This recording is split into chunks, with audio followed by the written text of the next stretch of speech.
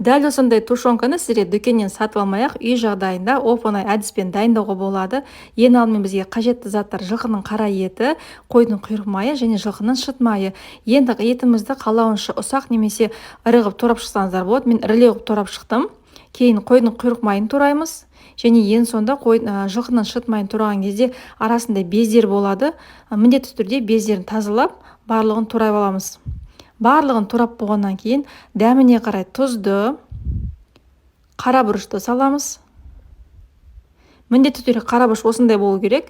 Және де лавр жабылғанын барынша ұсақтап турап, осылай бөліп, жақсылап араластырып шығамыз. Енді етімізді осылай банкеге саламыз. Менде 3 банкі болды. Үстіне азғантай ғана су құямыз. Бетін жауып, кастрюлемізге салып, осылай үстіне крышканың бетіне толып тұратындай суымызды құямыз. Және жай отта 3-4 сағаттай қайнатамыз. Міне осымен тушенкамыз дайын. Өте күшті болып шықты, маған ұнады. Алдында басқа әдіспен дайындағатын болатынмын, бірақ осы әдіс маған өте қатты ұнады.